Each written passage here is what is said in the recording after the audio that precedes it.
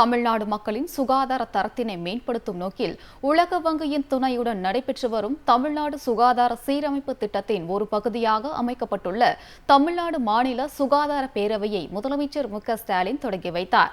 பின்னர் இந்தியாவில் அரசு மருத்துவமனைகளில் முதன்முறையாக அறிமுகம் செய்யப்பட்டுள்ள சிசுக்களின் குறைபாடுகளை கருவியில் கண்டறியும் சிறப்பு திட்டத்தையும் முதலமைச்சர் மு க ஸ்டாலின் தொடங்கி வைத்து பார்வையிட்டார்.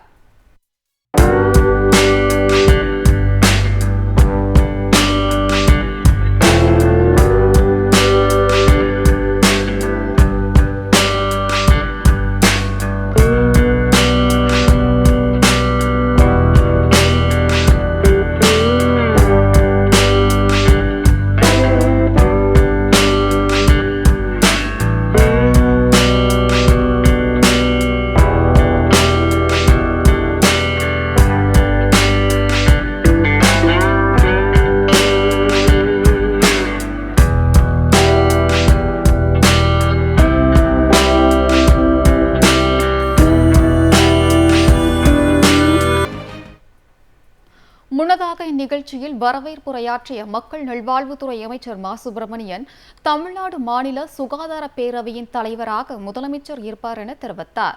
மாநில சுகாதார பேரவையின் மாவட்ட அளவில் நடைபெறும் பணிகள் மாவட்ட ஆட்சியர்களின் பொறுப்பில் இருக்கும் என்றும் அவர் கூறினார்.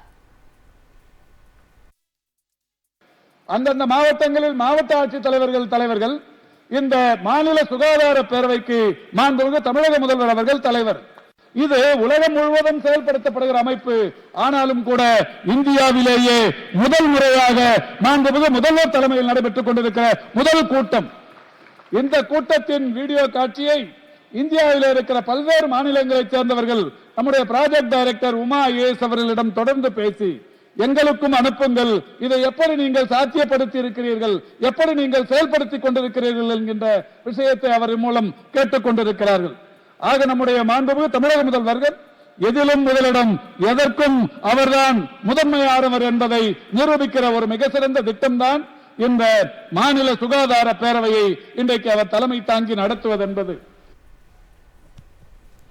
இந்நிகழ்ச்சியில் வனத்துறை அமைச்சர் ராமச்சந்திரன், சட்டமன்ற உறுப்பினர்கள் ஜி கே மணி, சபா ராஜேந்திரன், தமிழரசி மூப்பேகிரி, வைரமணி உள்ளிட்டோரும், மருத்துவ மற்றும் மக்கள் நல்வாழ்வுத்துறை முதன்மை செயலாளர் ராதாகிருஷ்ணன், சிறப்பு பணி அலுவலர் செந்தில்குமார், தேசிய நலவாழ்வு குழும இயக்குநர் தாரேஸ் அகமது, தமிழ்நாடு சுகாதார சீர்திருத்த திட்ட இயக்குநர் உமா, தமிழ்நாடு மருத்துவ பணிகள் கழக தலைவர் தீபக் ஜேக்கப், மருத்துவ கல்வி இயக்குநர் நாராயணபாபு, தமிழ்நாடு பன்னோக்கு உயர் சிகிச்சை மருத்துவமனை இயக்குநர் விமலா, ஓமந்தூரார் அரசு மருத்துவக் கல்லூரி மருத்துவமனை முதல்வர் ஜெயந்தி உள்ளிட்டவர்கள் கலந்து கொண்டனர்.